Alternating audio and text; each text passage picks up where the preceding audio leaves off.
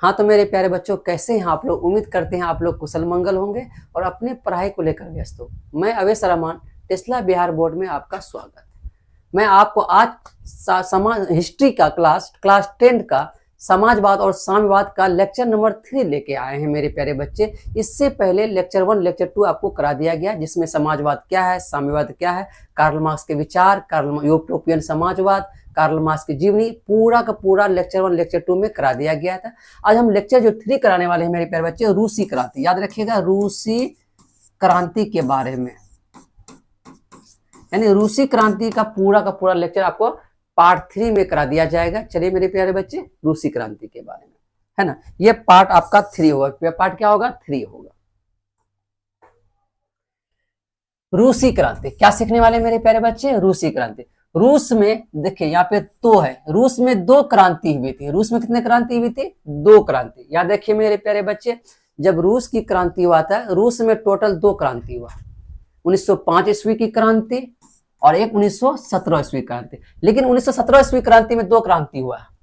1917 में 2 क्रांति हुआ है, याद रखिएगा मेरे प्यारे। एक अक्टूबर की क्रांति, एक दूसरा फरवरी की क्रांति। एक अक्टूबर और फरवरी की क्रांति आगे समझेंगे। 1917 में 2 क्रांति कौन कौन हुआ था, और एक सेकेंड 1905वीं क्रांति के बारे में। यही 2 क्रांति अगर पढ़ लिए तो पूरा रूसी क्रांति क्या हो जाएगा मेरे प्यारे बच्चे? खत्म हो जाएगा। ठीक है, चलते हैं। लेकिन रूस की क्रांति को जानने से पहले, रूसी क्रांति से पहले किसानों की स्थिति कैसा था, किस प्रकार से था, उसके बारे में अच्छे से जान लेते। पहले उसके बारे में जान लेते, उस समय रूसी क्रांति से पहले किसानों की स्थिति कैसा था। तो इसलिए क्वेश्चन लेके आ गए हैं, तो आपको समझ में आ जाएगा उस रूसी क्रांति से पहले किसानों की स्थिति कैसा था। ठीक है, रूसी क्रांति से पूर्व रूसी किसानों की स्थिति कैसी थी, यानी रूसी क्रांति से पहले रूस के जो किसान था उसकी स्थिति कैसा था। कहता है क्रांति से पूर्व रूस के किसानों पर बहुत कर का मतलब होता है बच्चे टैक्स। याद रखिएगा, कर का मतलब क्या होता है? टैक्स। यानी रूस पर बहुत कर लगा दिया था, है ना। किस पर? किसानों पर, रूस पर नहीं, किसानों पर बहुत कर लगा दिया था, जिसके कारण उपज का सारा जो हिस्सा होता था राजा को ही देना पड़ जाता। बताइए, एक तो किसान गरीब था, उसके पास जमीन भी कम था, और जितना भी उपज होता था ज्यादा कर लगा करके सारा का सारा पैसा, सारा का सारा अनाज कौन ले लेता था? राजा ही ले लेता। इस कारण किसानों की स्थिति बहुत ही खराब हो गई, जिसके कारण से किसानों की स्थिति दिन प्रतिदिन बहुत ही खराब हो गई थी। रूस की क्रांति से पहले 1861 में, जब रूस की क्रांति हुआ था 1905 का, उससे पहले भी एक क्रांति हुई थी। कब हुआ था? वो 1861 में हुआ था। याद रखिएगा, कब हुआ था? 1861 में। यानी रूस में एक और क्रांति हुई थी, जिसमें कृषि दासता, एक नाम था, कृषि दासता को खत्म किया गया था। लेकिन खत्म करने से कोई फायदा ही नहीं हुआ, क्योंकि आगे देखिए क्यों नहीं फायदा हुआ। खत्म कर दिया, है ना, खत्म कर दिया गया था। क्यों खत्म कर दिया था? लेकिन इस क्रांति के बावजूद वहां के लोगों का जीवन दुखों से भरा हुआ था। बताइए, 1861 में कृषि दासता को खत्म किया गया, लेकिन वहां के किसानों की स्थिति दुखों से भरा था। क्यों? क्योंकि पूरा जमीन सामंतवाद, पादरी लोगों के पास, कुलीन लोगों के पास था, और किसान के पास जमीन ही नहीं, तो क्या फायदा होगा? बताइए, वही कह रहा है। लेकिन इस क्रांति के बावजूद वहां के लोगों का जीवन दुखों से भरा हुआ था, क्योंकि रूस का मुख्य, है ना, रूस के, याद रखिए छूट गया, रूस के मुख्यतः एक कृषि प्रधान, रूस मुख्यतः एक कृषि प्रधान देश है। रूस मुख्यतः क्या था? एक कृषि प्रधान, यानी कृषि पे आधारित देश था। याद रखिएगा बच्चे, रूस कोई टेक्नोलॉजी वाला देश नहीं था उस समय, कृषि प्रधान देश था, और वहां के किसान भूमिहीन थे। आप कृषि दासता खत्म कर, लेकिन वहां के किसान ही भूमिहीन थे, यानी भूमि था ही नहीं उसके पास। लेकिन इसके अगल में कुलीन वर्ग पर शासन करता था। लेकिन उस पे कौन शासन करता था? कुलीन वर्ग। ये जो कुलीन वर्ग था, पादरी वर्ग था, पैसे वाले था, सामंत वर्ग था, वही किसानों पर क्या करते थे? शासन करते थे, अपने हाथ काम कराते थे। क्योंकि ज्यादातर भूमि किसके पास था? कुलीन वर्ग के पास ही था। पादरी वर्ग, कुलीन वर्ग, पादरी वर्ग के भी था, यानी पादरी वर्ग के पास भी था, कुलीन वर्ग के पास था, सामंत वर्ग के पास, यानी पैसे वाले लोगों के पास ये पूरा का पूरा जमीन था, और जो मेन किसान था उसके पास जमीन ही नहीं था। ठीक है मेरे प्यारे बच्चे, ये था रूस के किसानों की स्थिति। कब? यानी क्रांति से पहले का स्थिति के बारे में बता रहे हैं आपको। रूस के किसानों के पास जमीन ही नहीं था, सब जमीन कुलीन वर्ग, पादरी वर्ग के पास था। ठीक है, चलिए अब हम चलेंगे बच्चे आगे कि रूस की क्रांति पर चर्चा करने से पहले, यानी रूसी क्रांति पर चर्चा करने से पहले वहां की राजनीतिक, आर्थिक और सामाजिक जीवन के समीकरणों को जानते हैं। यानी रूस में क्रांति हुई थी, पहला क्रांति 1905 ईस्वी को, दूसरा क्रांति हुआ बच्चे 1917 ईस्वी क्रांति। लेकिन उस क्रांति होने से पहले वहां के राजनीतिक, पहले किसानों की स्थिति जाने, अब जाने कि वहां की राजनीतिक, वहां की सामाजिक, वहां की आर्थिक स्थिति कैसा था, उसके बारे में जान रहे हैं। किसानों की स्थिति जान लिए, राजनीतिक, सामाजिक, आर्थिक स्थिति को जान लेते, तब रूसी क्रांति में जाएंगे। ठीक है, चलते। रूस में उस समय सामंत वर्ग, याद रखें, और पादरी वर्ग के पास ही सभी जमीनें और जागीरें के मालिक हुआ करते थे। यानी उस समय क्रांति से पहले रूस में सभी जमीन कुलीन वर्ग और पादरी वर्ग के पास ही था, सभी जागीर, सभी जायदाद, सब कुछ इसी लोग के पास था। यानी किसानों के पास कुछ था ही नहीं, मजदूरों के पास कुछ था ही नहीं। दूसरी ओर करोड़ों किसान ऐसे थे जिनके पास कोई भी जमीन जायदाद नहीं था। दूसरी ओर क्या था, किसानों के पास कोई भी जमीन जायदाद था ही नहीं। एक वर्ग के पास खूब जमीन जायदाद, एक वर्ग के पास कुछ भी नहीं था। इसके साथ ही रूस में धीमी गति से ही सही, परंतु औद्योगिकरण की शुरुआत हो चुका था। लेकिन धीरे धीरे रूस में भी औद्योगिकरण की शुरुआत होने लगा। ठीक है मेरे प्यारे बच्चे, जिसके कारण वहां के औद्योगिक श्रमिक का नया वर्ग भी गरीबी और अभाव में क्या कर रहा था, जो एक क्रांति में बदल गया। जिसके कारण, इसी के कारण रूस में एक क्रांति का लहर चला। क्यों? सभी जमीन अमीरों के पास, मेरे पास कुछ नहीं, औद्योगिक भी नहीं तरीके से नहीं लग रहा है और वहां काम भी नहीं मिल रहा है, जिसके कारण मजदूर किसान लोग क्या कर दिया, एक क्रांति का रूप बना दिया। ठीक है मेरे प्यारे बच्चे, चलते हैं, स्क्रीनशॉट लेते जाइएगा। अब समझते हैं 1905 ईस्वी क्रांति। अभी तुरंत समझा है, रूस में दो क्रांति हुई थी, 1905 ईस्वी क्रांति और 1917 ईस्वी क्रांति। यानी 1905 ईस्वी क्रांति के बाद सीखेंगे तब 1917 ईस्वी की, याद रखें 1917 ईस्वी क्रांति सीखेंगे, इसके बाद सीखेंगे 1917 ईस्वी की क्रांति। पहले समझते हैं 1905 ईस्वी क्रांति कैसे हुआ था। ठीक है, चलते। रूस की क्रांति के समय रूस का राजा जार निकोलस द्वितीय था। याद रखिएगा, रूस की क्रांति जो पहला क्रांति हुआ था आपका 1905 में, उस समय जो रूस का जो राजा था बाबू, वो जार द्वितीय था, जार निकोलस द्वितीय था।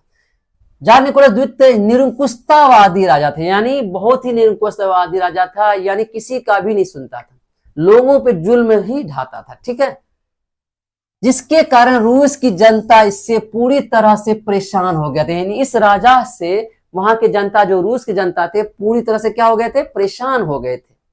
उधर रूस और जापान के बीच एक युद्ध हुआ था, जिसमें रूस की हार, याद रखिएगा, आकर होगा हार, याद रखिए, हार हो गई थी। यानी इसके बाद ये तो परेशान कर ही रहा था, साथ साथ रूस और जापान के बीच एक युद्ध हुआ, जिसमें रूस की क्या हो गई, हार हो गई थी। इस हार के कारण 1905 ईस्वी में क्रांति शुरू हो गई। पहला गुस्सा था राजा पर, तो कैसे क्रांति करें, कैसे क्रांति करें, कैसे क्रांति है, और जापान और रूस के बीच युद्ध हुआ, तो अब जनता को मौका मिल गया, यही मौका है क्रांति करने का, यही मौका है क्रांति करने का। इतना बड़ा देश एक छोटा देश से हार गया, तो क्रांति करना वहीं से क्या कर दिया, स्टार्ट कर दिया। क्योंकि यहाँ का पैसा खर्च कहाँ कर रहा था, युद्ध में कर रहा था, किसान को, मजदूर को गरीबी में जी रहा था, जिसके कारण से वहां के जनता ने क्या कर दिया, विद्रोह कर दिया, क्रांति का रूप ले लिया। ठीक है, फिर क्या 9 जनवरी 1905 तारीख आता है, 9 जनवरी 1905 को लोगों ने रोटी दो के नारा लगाते हुए, याद रखिएगा, लोगों ने रोटी दो के नारा लगाते हुए सेंट पीटर्सबर्ग क्यों जा रहे थे, आप जानते हैं, नारा लगा के कहा जाएगा, अपने घर जाएंगे, राजा के पास जाएगा। अभी हम लोग अगर आंदोलन करा जाए तो सरकार के पास जाएंगे कि नहीं, घर पे जाएंगे, तो सरकार के पास। तो उस समय सेंट पीटर्सबर्ग राजा का महल था, क्या था, राजा का महल की ओर जा रहे थे। याद रखिएगा, कहां जा रहे थे, राजा की महल जा रहे थे। जैसे ही राजा के महल के पास पहुंचा तो जार की सेना, याद रखिए, किसने, जार की सेना निहत्थे लोगों पर गोलियां चला दी। यानी जार की सेना क्या कर दिया, निहत्थे लोगों पर गोलियां चला दी, जिससे हजारों लोगों की जान चलेगी, बहुत सारे लोगों की जान चलेगी, जख्मी हो गए। उसी दिन रविवार था, यानी जिस दिन ये गोलियां चलाए उस दिन क्या था, रविवार था, इसलिए 22 जनवरी को खूनी रविवार कहा जाता है। इसलिए 22 जनवरी को क्या जाता है, खूनी रविवार कहा जाता है। ये जो क्रांति हुआ, उस क्रांति जो आंदोलन करके सेंट पीटर्सबर्ग राजा का महल जैसे पहुंचा, वहां क्या कर दिया, ढां करके गोली चला दिया। कौन, जार की सेना, जिससे निहत्थे लोगों की मौत होगी। लेकिन उस दिन क्या था, रविवार था, इसलिए उस दिन खूनी रविवार के नाम से जाना जाता है। एग्जाम में पूछा जाता है खूनी रविवार से आप क्या समझते हैं, तो कहां से लिखे बाबू, यहां से उठाइएगा और यहां तक लिख दिएगा, आपका कहानी समझ। क्या लिखिएगा, खूनी रविवार किसे? 9 जनवरी 1905 ईस्वी को लोगों ने रोटी दो के नारा लगाते हुए सेंट पीटर बस राजा के महल की ओर जा रहे थे। जैसे राजा के महल के पास पहुंचा, वहां जार की सेना ने लोगों में ढांढा ढांढा क्या कर दिया, गोली चला दिया, जिसके कारण हजारों लोगों की मौत हो गई। लेकिन उस दिन क्या था? रविवार था, इसलिए से खूनी रविवार के नाम से जाना जाता है ना। 22 जनवरी क्यों लिखे? यहाँ तो बोले थे आप सर कि 9 जनवरी के गया है, तो 22 जनवरी कैसे? याद रखिए, रूस में 2 कैलेंडर चलता है, आगे हम बताने वाले। रूस में 2 कैलेंडर चलता है, एक जूलियन कैलेंडर, एक गोलेंडर कैलेंडर। जूलियन कैलेंडर जो होता है वो रूस में चलता था, गोलेंडर कैलेंडर चलता था वो पूरे विश्व में चलता था, जो कि पुराने कैलेंडर से 13 दिन क्या था, ये पीछे था। नए कैलेंडर 13 दिन के 14 दिन क्या था, आगे था। किसी को दिक्कत? चलिए, किसी को दिक्कत यहाँ तक? चलते हैं तो आगे समझते हैं बच्चे क्या। जिस समय यह घटना हुई थी उस समय 2 कैलेंडर होते थे, याद रखिएगा। वही समझाने वाले हैं आपको कि सर 9 जनवरी को गया युद्ध के मतलब रोटी दो के नारा लगाते हुए, यहाँ लिख रहे हैं 22 जनवरी। अब आपको हम यह समझाने वाले हैं कि 2 कैलेंडर था, कौन कौन कैलेंडर के अनुसार से क्या हो। 2 कैलेंडर होते थे, जूलियन कैलेंडर जिसमें पुराने कैलेंडर कहते हैं, इसे कौन कैलेंडर कहते हैं? पुराने कैलेंडर कहते हैं। एक होता है गोलियंडर कैलेंडर जिसे नया कैलेंडर कहते हैं। एक जूलियन कैलेंडर पुराने कैलेंडर कहता है, एक गोलियंडर कैलेंडर जिसे नया कैलेंडर कहते हैं। एग्जाम में पूछ सकता है आपको, ठीक है। रूस में 1905 ईस्वी को जूलियन कैलेंडर चलता था। कौन? जूलियन कैलेंडर चलता था रूस में, लेकिन पूरे विश्व में गोलियंडर कैलेंडर चलता था। और पूरे विश्व में गोलियंडर कैलेंडर चलता था को माना जाता था। पुराने कैलेंडर के अनुसार 13 दिन आगे था। पुराने कैलेंडर के अनुसार जो मतलब गोलियंडर कैलेंडर 13 दिन क्या था, आगे था, और रूस की कैलेंडर जो था जूलियन वो 13 दिन पीछे था, है ना। इसलिए जब खूनी रविवार हुआ था तब नया कैलेंडर के अनुसार 22 जनवरी था, पुराने कैलेंडर के अनुसार 9 जनवरी, याद रखिएगा, और नए कैलेंडर के अनुसार कितना? 22 जनवरी था।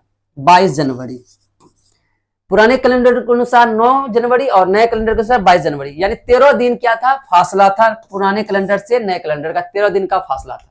इसलिए जिस दिन युद्ध मतलब जिस दिन गोलियां चली थी तो खूनी रविवार हो, तो उस दिन 22 जनवरी रविवार के दिन था, इसलिए 22 जनवरी को खूनी रविवार कहा गया। ठीक है मेरे प्यारे बच्चे, चलिए तो 22 जनवरी को ही खूनी रविवार के नाम से जाना जाने लगा, कहा जाने लगा। क्या मेरे प्यारे बच्चे समझ गए? जूलियन कैलेंडर, गोलेंडर कैलेंडर, है ना, 13 दिन आगे पीछे सब अच्छे से समझा दिए। ठीक है, चलते हैं। अब जानते हैं खूनी रविवार के बाद क्या होगा? सनसनी फैलेगा। आपको भी पता है जब खूनी रविवार हुआ, लोगों हजारों लोगों को जब मार देगा सेना, तो पूरे विश्व में, अगर आपने भारत में ही अगर हजारों लोगों को मार दिया जाए तो पूरे भारत में क्या हो जाएगा? सनसनी फैल जाएगा। तो वही हुआ, पूरे रूस में इस खबर को सनसनी फैला दिया। वही कह रहा है खूनी रविवार की इस खबर को सुनकर पूरे रूस में एक सनसनी फैल गई, जिसके चलते किसान मजदूर भी क्रांति करना शुरू कर शुरू कर दिया, जिसके कारण जार निकोलस को द्वितीय को झुकना पड़ा। इस कारण जार निकोलस द्वितीय को क्या करना पड़ा? झुकना पड़ा। झुकेगा ही, 1000 लोगों को मार देना, क्या लग रहा है आपको? तो जार निकोलस को वहां झुकना पड़ा। जैसे झुका तो कुछ ना काम, अच्छा काम होने वाला है। तो अच्छा काम क्या हुआ? अब रूस में 1905 ईस्वी को एक अच्छा काम ये हुआ, एक संस्था का गठन हुआ जिसका नाम ड्यूमा रखा है। यानी ये घटना के बाद जार निकोलस जैसे झुकने के बाद एक संस्था का गठन किया गया, उसका नाम क्या रखा? ड्यूमा रखा। क्या रखा? ड्यूमा रखा। अब रूस में सभी फैसले ड्यूमा ही ले रही थी। जार निकोलस भी सहम गया, भाई हम इतना लोगों को मार दिए, और ज्यादा बोलेंगे तो पूरा जनता हमको चार करके हमको ही खत्म कर देगा। थोड़ा दिन के लिए क्या करते हैं? छोड़ देते हैं। ड्यूमा बना, एक संस्था बनाते हैं, कुछ दिन के लिए फैसला लेने के लिए उसको छोड़ते। वही हो रहा है, देखिए ड्यूमा क्या, सभी फैसला कौन लेने लगी? ड्यूमा ले रही थी। ठीक है प्यारे बच्चे, लेकिन याद रखिए, लेकिन 1906 ईस्वी तक जब क्रांति ठंडी पड़ गई, क्या पड़ गई? ठंडी। अभी तुरंत समझाए, राजा चालाक होता है, कुछ दिन के लिए वो शांत रहा, 1 साल तक शांत। 1905 ईस्वी क्रांति हुआ, 1906 ईस्वी यानी 1 साल तक वो शांत रहा। धीरे देखे तक युद्ध ठंडा हो गया, पूरे रूसी लोग आराम से जीने लगे। तो ये क्या किया? 1905 ईस्वी को ठंडी पड़ गई तो जार निकोलस ने ड्यूमा से कुछ अधिकार क्या कर लिए? छीन लिए। ड्यूमा से कुछ अधिकार क्या कर लिए? छीन लिए। इसी तरह 1905 ईस्वी की क्रांति विफल हो गई, है ना। इस तरह से 1905 ईस्वी की क्रांति क्या हो गया? विफल हो गई। क्यों? जब ड्यूमा जो संस्था बनाया था, सब फैसला जो ड्यूमा ले रहा था, लेकिन ठंडा पड़ने के बाद जार निकोलस फिर क्या कर दिया? सब अधिकार अपने ले लिए। जो अपने ले गया तो वो काम जो फैसला लिया गया तो वो क्या हो गया? बेकार हो गया।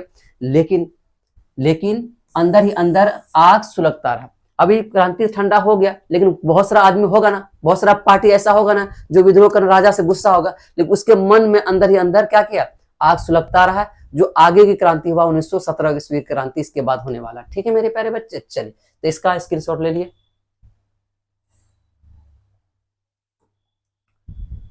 तो चलें बच्चे, अब फिर शुरू हुआ 1917 ईस्वी की क्रांति। अब हम जानने वाले हैं मेरे प्यारे बच्चे 1917 ईस्वी की क्रांति।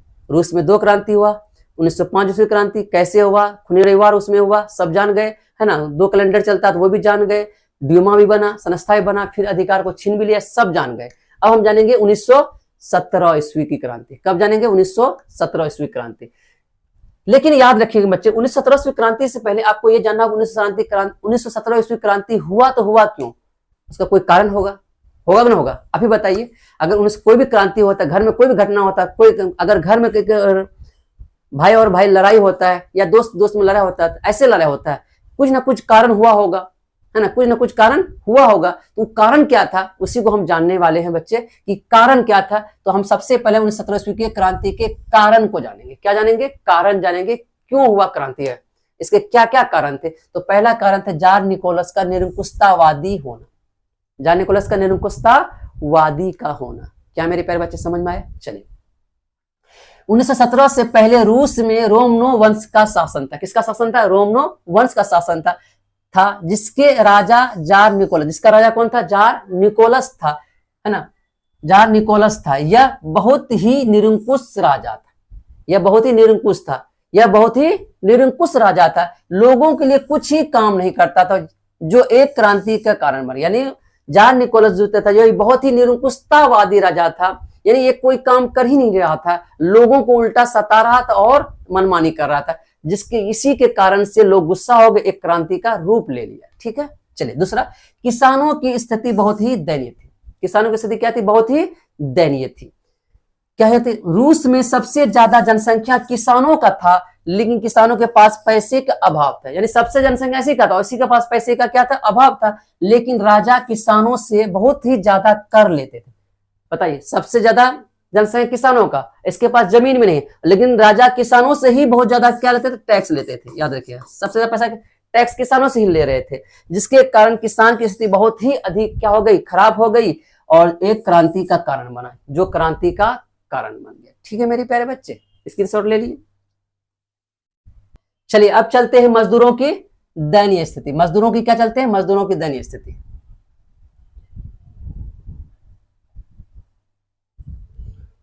चलिए, अब चलते हैं मजदूरों की दयनीय स्थिति।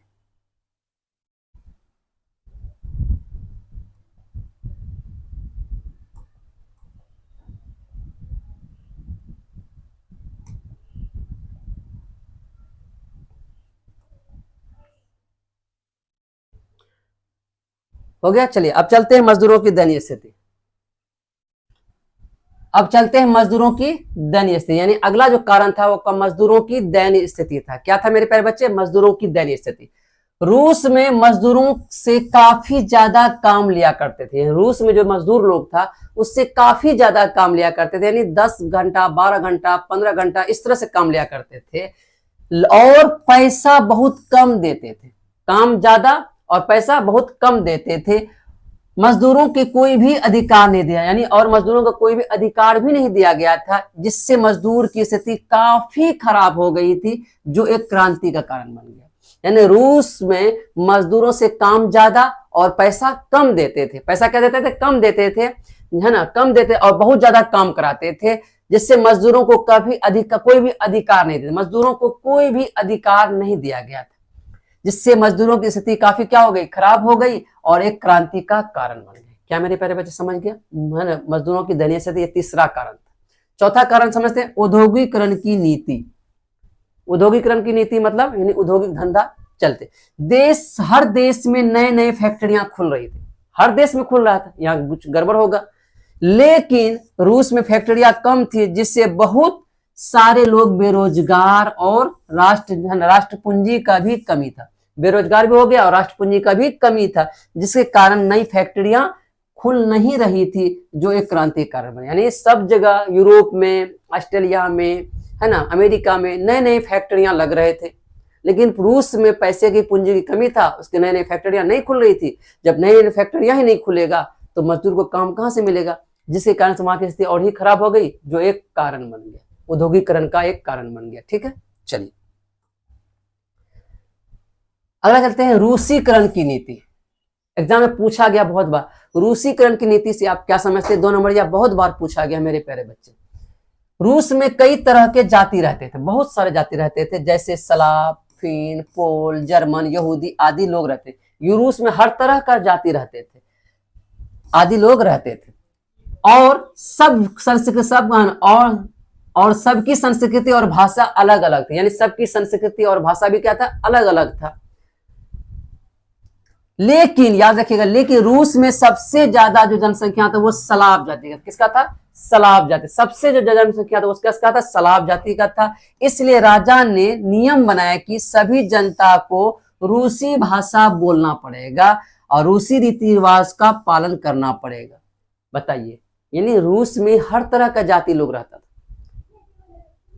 सलाव, फिन, यहूदी, समझे? सलाव, फिन, यहूदी, पोल, हर जर्मन, हर तरह का जाति रहता था।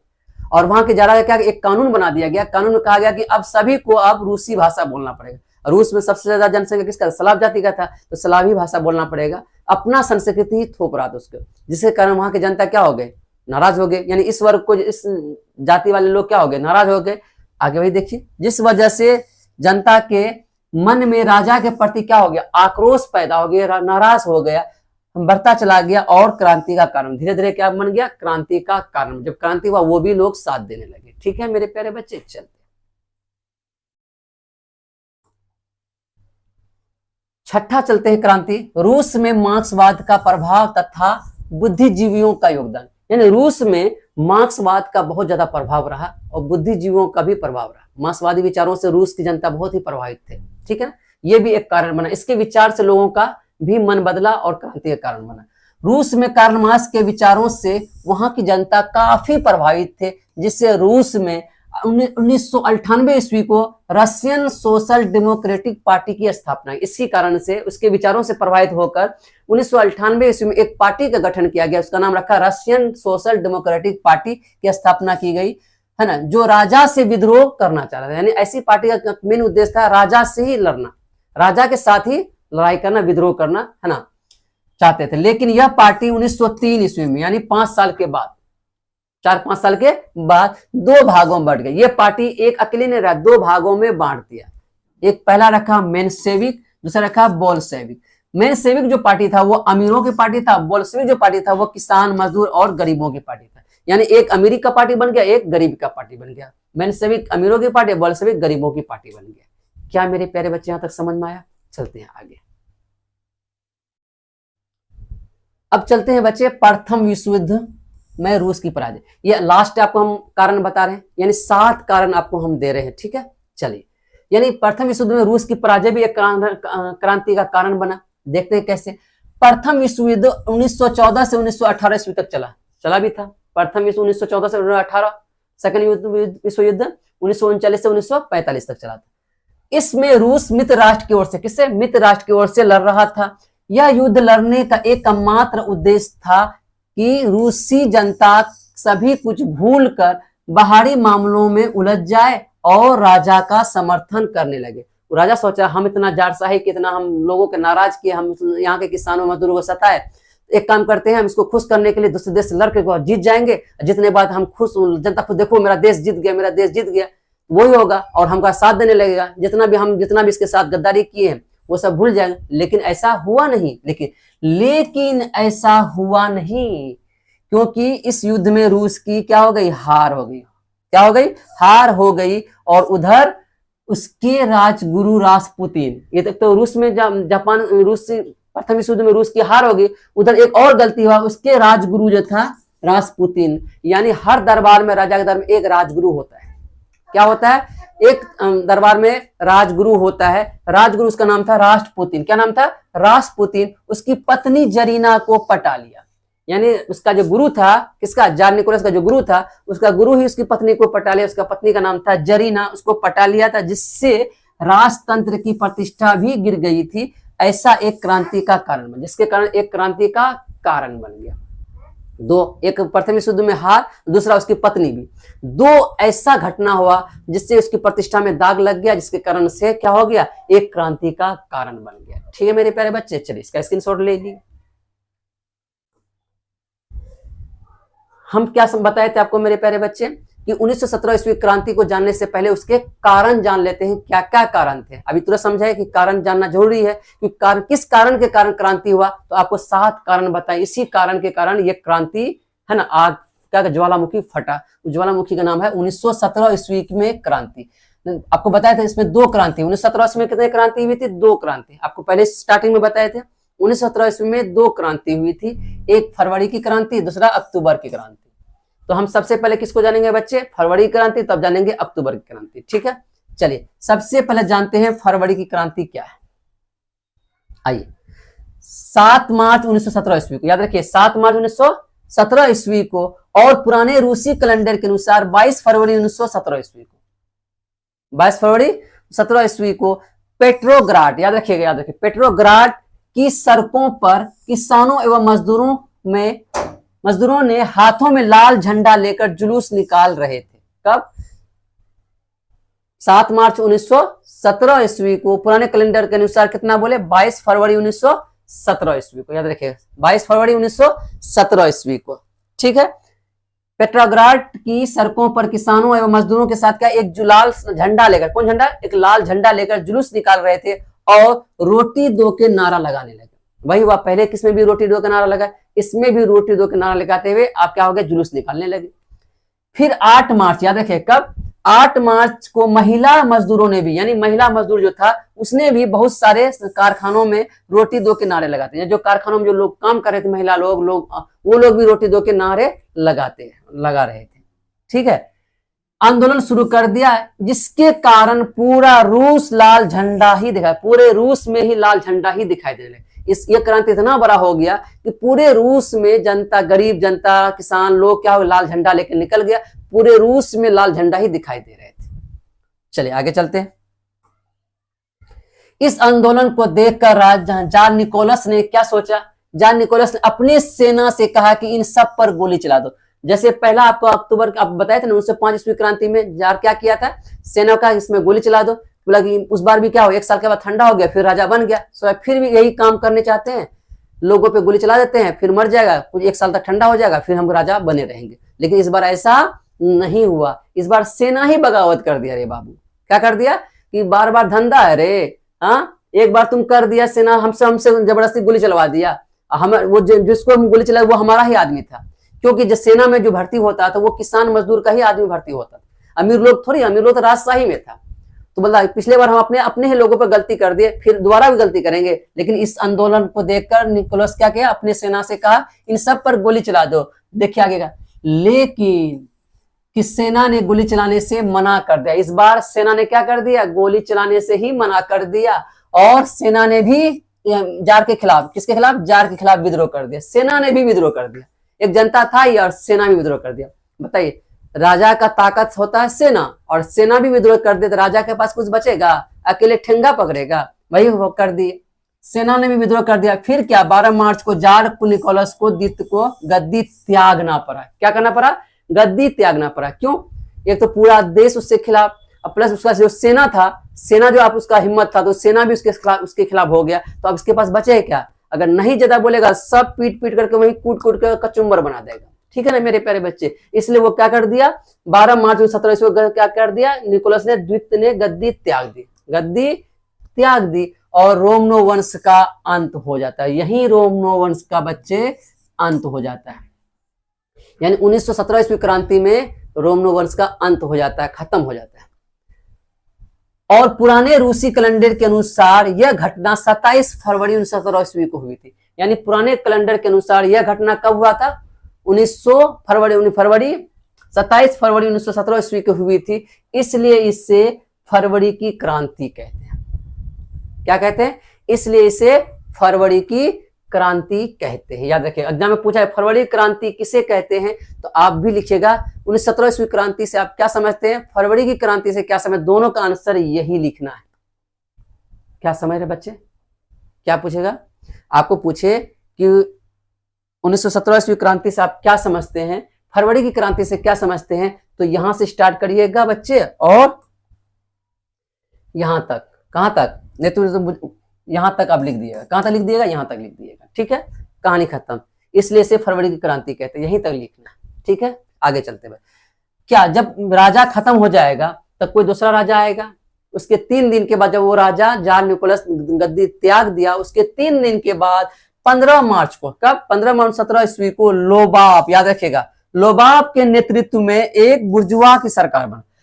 किसके नेतृत्व में बुर्जुआ सरकार बना? तो लोबाब के नेतृत्व में बुर्जुआ की सरकार बनाया गया, गठन किया गया। लेकिन वह राजा ज्यादा दिन तक नहीं चला, वो राजा ज्यादा दिन तक नहीं चला, क्योंकि यह अमीरों की सरकार थी। बताइए, पूरा आंदोलन किया गरीब जनता, किसान, मजदूर, और राजा बन जाएगा अमीर का, तो क्या आपको लगता है वो राजा टिकेगा? लगता है वो राजा टिकेगा? तो वो ज्यादा दिन नहीं चला, और ये क्योंकि यह अमीरों की सरकार थी। फिर क्या हुआ? वो सरकार जाने के बाद फिर क्या हुआ? केरेन्स्की के नेतृत्व में एक नया सरकार बनाया गया। केरेन्स्की के नेतृत्व में ये एक उदारवादी समाजवादियों की सरकार थी। ये उदारवादी और समाजवादी यानी गरीबों की सरकार थी, बनाया, जिसमें केरेन्स्की, याद रखिए किसको? केरेन्स्की को राजा बनाए। इसमें आप केरेन्स्की को राजा पहले बनाया किसको? बबुआ के नेतृत्व में, है ना, लोबाब के नेतृत्व में किसका? बुर्जुआ की सरकार बनाया। फिर 3 दिन के बाद क्या हुआ? केरेन्स्की को सरकार बना दिया। ठीक है, चलते आगे। केरेन्स्की सरकार की जनता के लिए काम तो कर रहा था, लेकिन वैसा नहीं कर रहा था जिससे किसानों और मजदूरों का फायदा हो सके। जब केरेन्स्की की सरकार बना बच्चे, तो उस तरह का काम नहीं कर रहा था मजदूर किसान का, उसको उतना दिमाग ही नहीं था, उतना नॉलेज नहीं था जिससे किसान मजदूरों को अच्छे से फायदा हो सके, जिसके कारण बोल्शेविक ने इस सरकार को स्वीकार नहीं किया। जिसके कारण जो बोल्शेविक पार्टी बना था आपका 1903 ईस्वी में, तो इन्हें इस सरकार को क्या स्वीकार ही नहीं किया। जैसे स्वीकार नहीं किया, और इसी समय लेनिन का आगमन होता है। लेनिन आप जानते हैं यही है नायक, यानी इस रूसी क्रांति का जो नायक बनाया जाता है उसका नाम है लेनिन। उसी समय लेनिन का क्या होता है? आगमन होता है। क्या होता है बच्चे? आगमन होता है। तो अब हम जानेंगे लेनिन के बारे में। जब लेनिन आता है तो लेनिन क्या करता है, तो पहला ही चीज है लेनिन कौन था। लेनिन कौन था? लेनिन ने रूस के लिए क्या क्या किए, लेनिन ने रूस में कौन कौन से नई आर्थिक नीति लाए, लेनिन से क्या क्या गलती हुई, लेनिन की मृत्यु कब हुई, लेनिन की मृत्यु के बाद किसकी सरकार बनी। आप जानते हैं लेनिन की मृत्यु के बाद स्टालिन की सरकार बनी। स्टालिन की क्या क्या भूमिका रहा, स्टालिन ने किस किस नेता को मरवा दिया या तो हटा दिया गया, इसके बारे में अगला लेक्चर में हम जानने वाले हैं मेरे प्यारे बच्चों। आज आपका इंड यहीं तक करते हैं, END इंड आपका यहीं तक करते हैं। इसके बाद नेक्स्ट लेक्चर में बच्चे आपका पूरा रूसी क्रांति क्या हो जाएगा? खत्म। रूसी क्रांति तो खत्म ही हो गया। अब लेनिन के बारे में, स्टालिन के बारे में जानेंगे, क्या क्या काम किया। इस चैप्टर आपका समाप्त हो जाएगा मेरे प्यारे बच्चे। इसके बाद हम आपको कराने वाले हैं इसका क्वेश्चन आंसर शॉर्ट और लॉन्ग में, और ऑब्जेक्टिव करा देंगे। चैप्टर समाप्त हो जाएगा। ठीक है मेरे प्यारे बच्चे, अगर वीडियो अच्छा लगा हो तो चैनल को सब्सक्राइब करिए, चैनल को सब्सक्राइब करिए, अपने दोस्तों को बताइए। बहुत मेहनत लगता है बच्चे वीडियो बनाने में, तो अगर अच्छा लगा हो तो चैनल को सब्सक्राइब करिए और दोस्तों को बताइए। कमेंट करके जरूर बताइएगा कि वीडियो अच्छा लगा तो कैसा लगा, अगर नहीं लगा तो वो भी बताइएगा, जरूर कमेंट करिएगा। ठीक है, थैंक यू, धन्यवाद।